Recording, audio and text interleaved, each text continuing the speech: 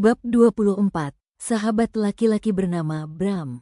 Pagi di perpustakaan pusat kampus terasa berbeda dari koridor fakultas. Di sini, suasana hening, hanya ada suara halaman buku yang dibalik dan ketukan pelan keyboard. Bagi Salsa, inilah surga. Ia sedang menghabiskan waktu luangnya, meneliti detail beasiswa dan regulasi kampus, persiapan untuk menghadapi ancaman di amplop. Lucy ada di meja seberang, sibuk dengan buku-buku hukum yang tebal. Setelah janji mereka semalam, Lucy mulai mengajari Salsa cara berpikir kritis dan legal terhadap masalah. Surat itu tidak punya kekuatan hukum, bisik Lucy, tanpa mengalihkan pandangan dari bukunya. Tapi psikologisnya kuat. Kita perlu tahu siapa yang punya akses ke foto ayah Randy dan informasi beasiswamu. Salsa mengangguk. Randy diam. Dia mungkin takut dengan ayahnya. Aku harus mencari data dari sumber lain. Tepat saat Salsa membuka file yang berisi database alumni donatur kampus, yang secara ilegal diperoleh Lucy dari temannya, sebuah bayangan berdiri di samping mejanya. Maaf, saya boleh pinjam bangku di sini? Bangku sebelah penuh, Salsa mendongak. Di depannya berdiri seorang pria dengan perawakan atletis, mengenakan kaos polo berwarna gelap yang rapi. Wajahnya ramah, tatapannya tulus, dan di tangannya, ia membawa cetak biru arsitektur yang digulung. Pria itu tampak familiar, ia adalah mahasiswa teknik sipil yang sering terlihat di BEM. Silakan, jawab Salsa ramah. Pria itu tersenyum, duduk di seberang Lucy. Saya Bram, teknik sipil. Saya sering lihat kamu di forum diskusi BEM. Salsa, akuntansi, jawab Salsa singkat. Ia sedikit canggung, tidak terbiasa dengan basa-basi. Bram menunjuk tumpukan buku di meja Salsa. Akuntansi dan regulasi. Tampaknya kamu sedang sangat serius. Mau ikut proyek audit internal BEM tahun ini? Salsa menggeleng. Saya hanya ingin memastikan semua laporan keuangan saya bersih. Akhir-akhir ini, banyak intrik di kampus. Lucy, yang sejak tadi menyimak, menyahut tajam, intrik dan korupsi sudah jadi budaya. Jika kamu punya prinsip, kamu harus melawan, bukan menghindar. Bram tertawa kecil, suara tawanya ramah. Saya setuju dengan senior hukum. Di teknik, kami selalu bilang, fondasi yang lemah akan menghancurkan struktur tertinggi. Intinya sama, integritas. Salsa terkejut dengan filosofi Bram. Ia mulai merasa nyaman. Bram tidak memandangnya dengan tatapan meremehkan seperti senior lain, atau dengan tatapan menggoda seperti Asep. Ia memandang Salsa sebagai mitra intelektual. Sejak hari itu, Bram sering terlihat di sekitar Salsa. Pertemuan mereka bergeser dari perpustakaan ke kantin, membahas hal-hal yang tidak ada hubungannya dengan cinta, melainkan ambisi dan visi. Suatu sore, mereka duduk di bangku taman kampus. Bram sedang menjelaskan cetak birunya. Aku ingin membangun kota ini, bukan sekadar gedung, tapi infrastruktur yang efisien dan berkelanjutan. Tapi untuk membangun, aku butuh akuntan yang cerdas sepertimu. Seseorang yang bisa memastikan anggaran 100% transparan. Salsa mendengarkan dengan mata berbinar. Itu visi yang luar biasa, Bram. Aku selalu percaya, akuntansi adalah seni kejujuran. Kita bisa membangun gedung tinggi, tapi jika laporannya palsu, itu hanya menunggu waktu untuk runtuh. Mereka tertawa. Kedekatan mereka begitu murni, profesional, dan tulus, jauh dari tekanan romansa terlarang yang ia rasakan bersama Randy. Bram adalah kekuatan pendukung yang Salsa butuhkan saat Randy memilih untuk menjauh. Namun, kedekatan itu tidak luput dari mata-mata kampus.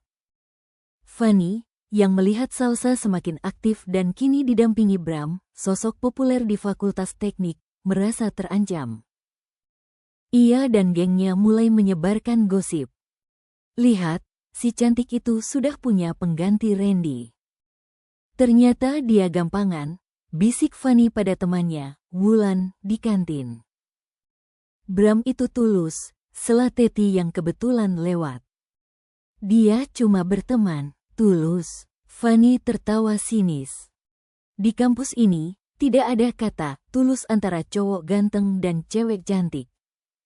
Paling cuma cari kesempatan.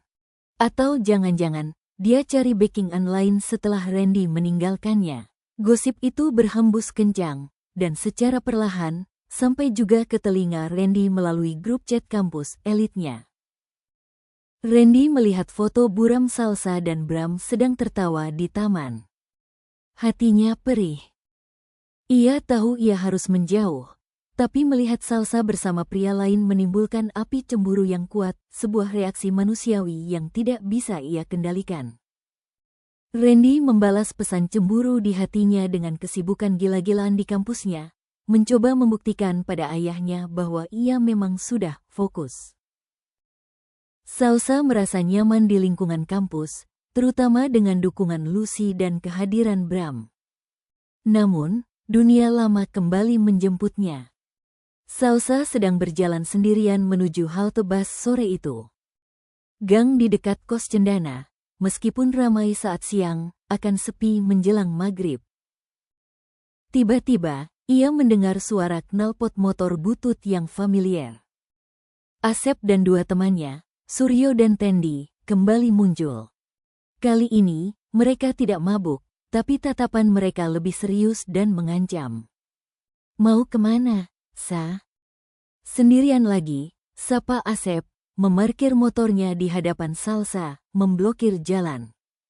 Minggir, Sep. Saya buru-buru, jawab Salsa, mencoba tetap tenang. Loh, kok buru-buru? Kamu udah nggak takut sama kita lagi, iya? Katanya kemarin ada orang gede yang nyuruh kami berhenti. Siapa dia? Pacarmu yang baru, tantang Asep, nadanya dipenuhi rasa ingin tahu yang mengganggu. Salsa menyadari Asep sedang mengujinya.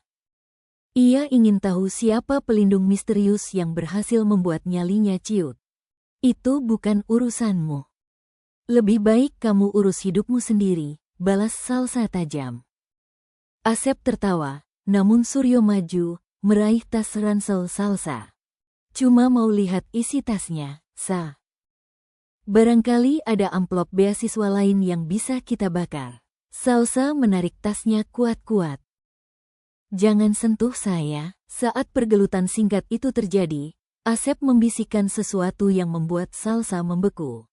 Orang yang nyuruh aku berhenti tadi pagi.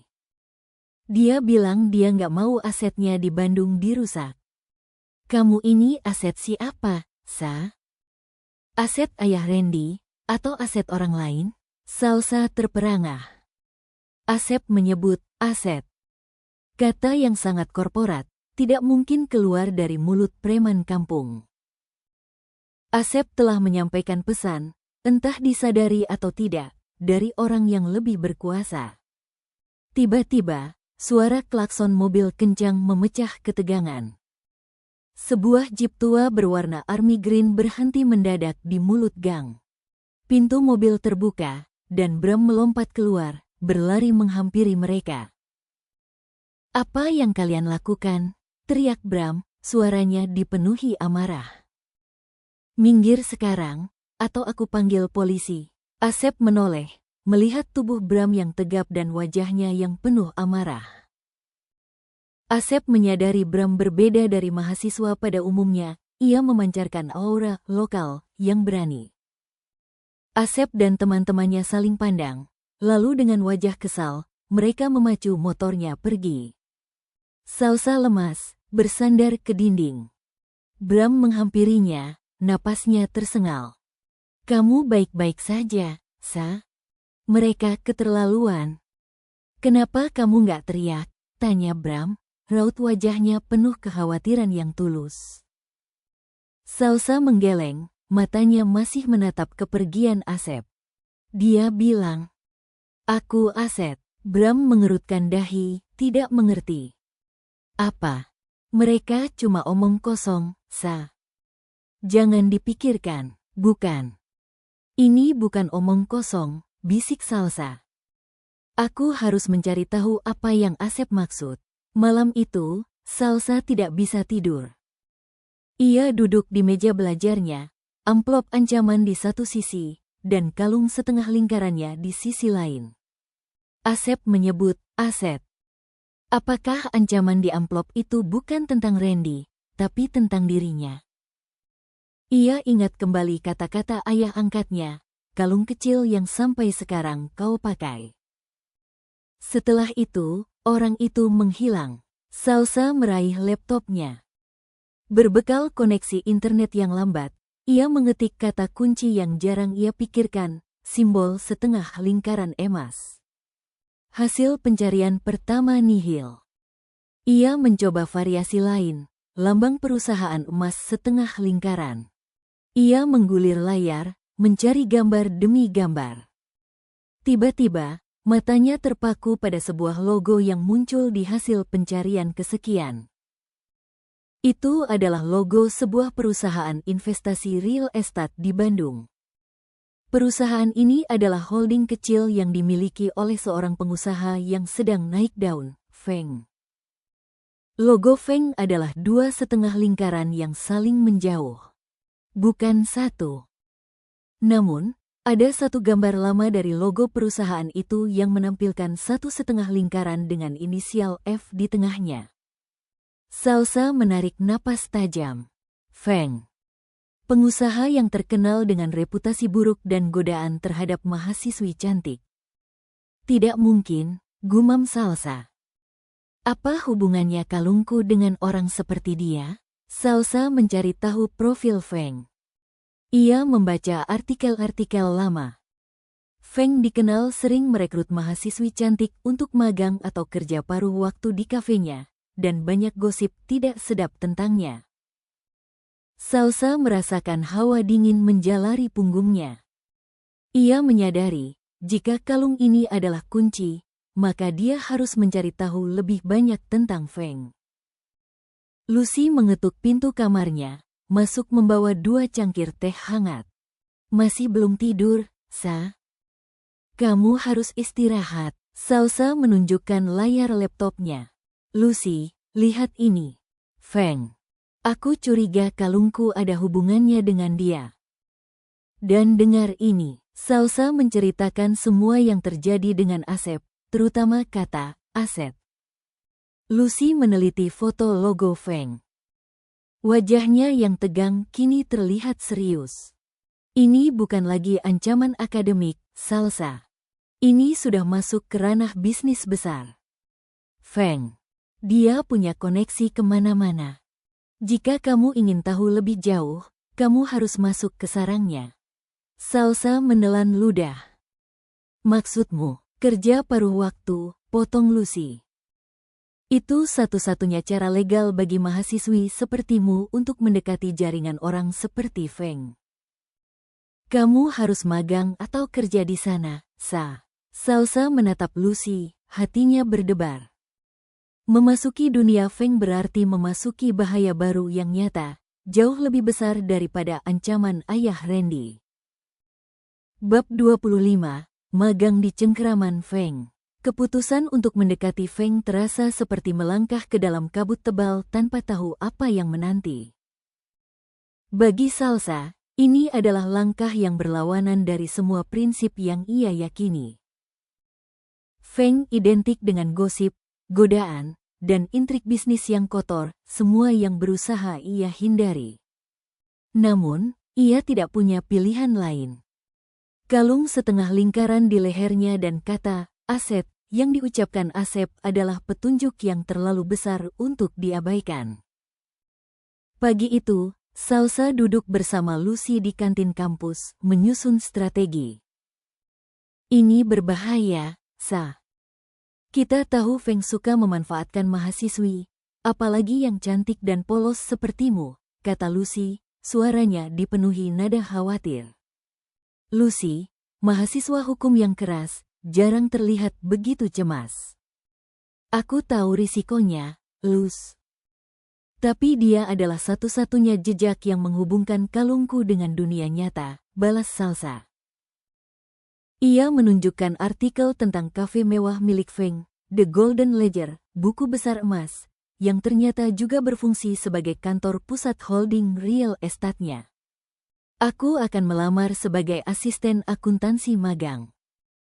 Itu satu-satunya cara untuk melihat laporannya. Lucy menghela napas panjang. Baik. Tapi kamu harus bersumpah untuk tidak pernah sendirian dengannya. Jaga komunikasi profesional. Dan ingat, kamu kesana bukan untuk bekerja. Kamu kesana untuk memata-matai masa lalumu. Salsa mengangguk mantap. Ia telah membuat persiapan. Ia mengganti semua kata sandi, memasang aplikasi perekam suara tersembunyi di ponselnya, dan menanamkan tekad baja di hatinya, tidak ada yang boleh merusak fokusnya. Sementara itu, di kampus elit, Randy menjalani perannya sebagai pewaris yang patuh. Ia menenggelamkan diri dalam studi, berinteraksi dengan Clara Wijaya dan gengnya, dan secara efektif mengabaikan semua pesan dari Salsa. Ia tahu setiap tindakannya diawasi oleh ayahnya, dan ia harus menunjukkan komitmen penuh untuk menjaga kedok itu. Randy duduk di lounge mewah bersama Clara. Clara, dengan senyum menawan dan pakaian desainer, membahas rencana charity event yang diadakan ayahnya. Ayahku sangat senang Randy mau bergabung. Ini adalah langkah yang baik untuk image keluargamu, kata Clara, menyentuh lengan Randy sekilas. Randy menarik diri dengan halus. Aku hanya menjalankan tugas, Clara. Oh, ayolah. Jangan kaku begitu. Bukankah lebih menyenangkan berada di sini daripada bersama? Yah, gadis yang tidak tahu cara berpakaian, sindir Clara, matanya melirik ke ponselnya, yang menampilkan gosip kampus negeri tentang Salsa yang semakin mesra dengan Bram. Randy merasakan kemarahan di dadanya, dicampur dengan rasa bersalah yang menusuk. Ia ingin membela Salsa, tapi ia ingat ultimatum ayahnya, diam dan fokus. Aku melakukan ini demi kamu, Sa. Agar kamu tetap aman. Randy meyakinkan dirinya sendiri, sebuah kebohongan yang ia ulang-ulang hingga ia sendiri mulai meragukannya. Aplikasi magang Salsa ke perusahaan Feng dikirim tanpa harapan. Siapa yang akan merekrut mahasiswi akuntansi sederhana dari kampus negeri untuk perusahaan real estate mewah? Namun, 2 hari kemudian, email balasan datang. Salsa dipanggil wawancara. Salsa dan Lucy menduga ada motif tersembunyi. Mungkin Feng memang sudah mengincarmu sejak kamu sering berada di area kampusnya, duga Lucy. Saat wawancara, Salsa masuk ke gedung The Golden Ledger. Interiornya mewah dengan dominasi warna emas dan hitam. Aroma kopi premium dan kekuasaan menyengat indera. Ia diterima langsung oleh Feng. Feng, pria parubaya yang rapi dan berwibawa, menyambutnya dengan senyum yang terlalu ramah. Feng mengenakan setelan jas mahal, tapi matanya yang mengamati Salsa dari ujung kepala hingga ujung kaki membuat Salsa merasa tidak nyaman. Salsa Nur Aulia. Nilai IPK-mu sangat luar biasa, hampir sempurna, puji Feng, membaca berkas Salsa. Tapi kamu tahu, di sini, kami tidak hanya mencari otak.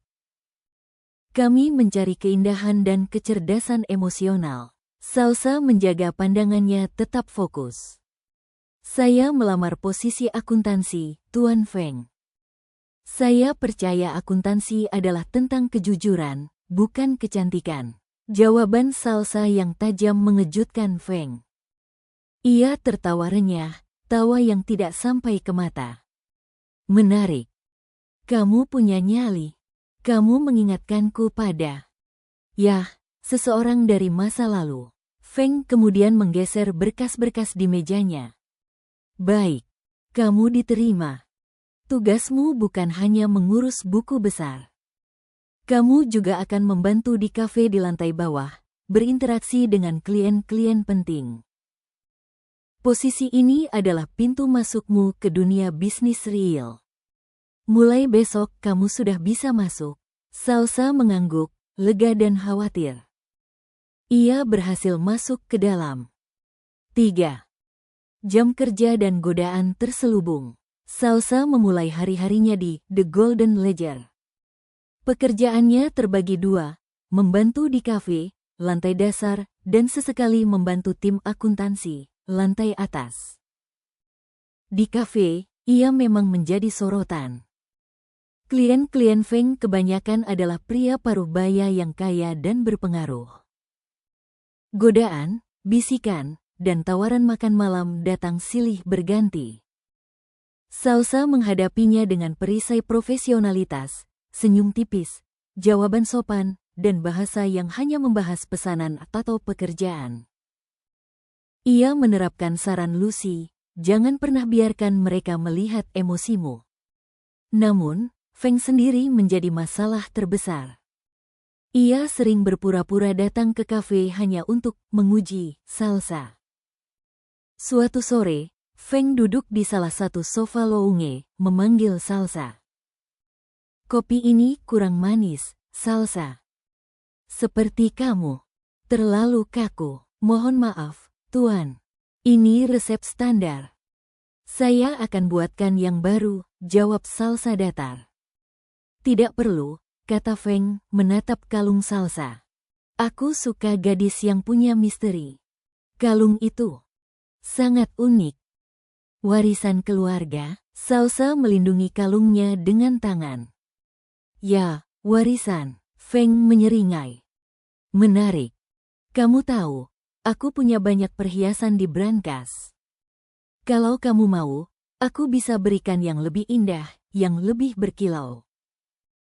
Kamu terlalu cantik untuk kalung sederhana itu. Salsa menatap Feng lurus, tanpa rasa takut. Terima kasih, Tuan. Tapi saya menghargai yang saya miliki, karena nilainya bukan pada harganya, melainkan pada sejarahnya. Feng terdiam. Sorot matanya berubah. Senyumnya menghilang. Salsa menyadari, ia berhasil menusuk Feng di tempat yang tepat. Feng tidak hanya tertarik padanya sebagai wanita, tapi sebagai pemilik kalung itu. Salsa tidak sendirian di kantor. Ada dua mahasiswi magang lainnya, Helen dan Kartika. Mereka berdua sangat modis, suka berpesta, dan secara terbuka berusaha menarik perhatian Feng. Mereka segera melihat Salsa sebagai saingan berat. Saat Salsa sedang menyusun arsip laporan, Helen dan Kartika berdiri di ambang pintu, berbisik. Lihat dia, si sok suci, bisik Kartika. Kenapa Feng tiba-tiba tertarik padanya?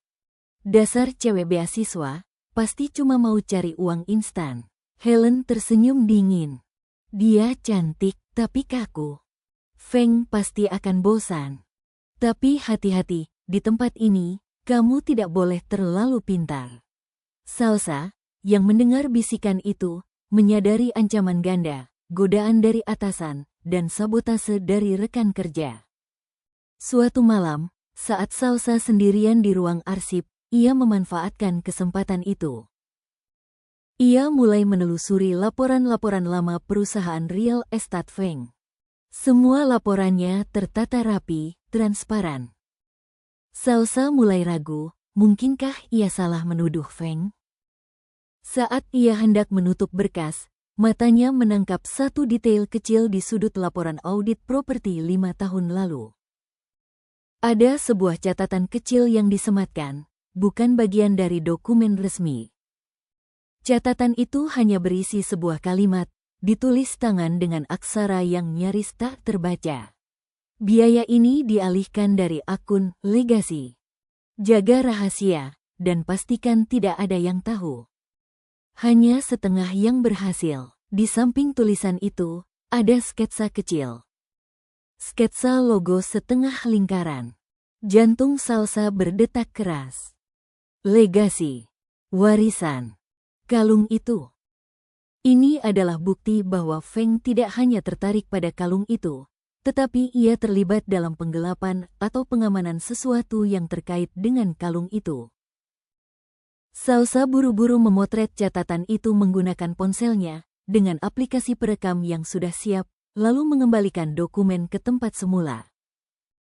Ia keluar dari ruangan dengan napas terengah. Tepat saat ia hendak menuju pintu keluar, Feng sudah berdiri di depannya.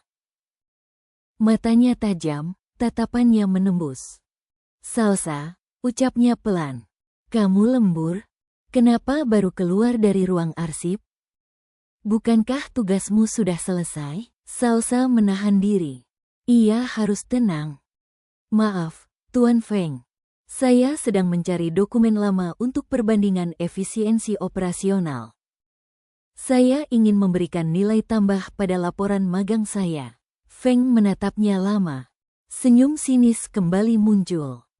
"Ah, mahasiswa cerdas. Kerja keras itu bagus. Tapi ingat, Salsa. Di sini, keingintahuan yang berlebihan bisa membunuhmu." Salsa membungkuk sopan, lalu bergegas pergi. Ia tahu, Feng sedang mengawasinya, dan ia baru saja mendapatkan bukti pertama, tapi dengan risiko ketahuan yang sangat besar.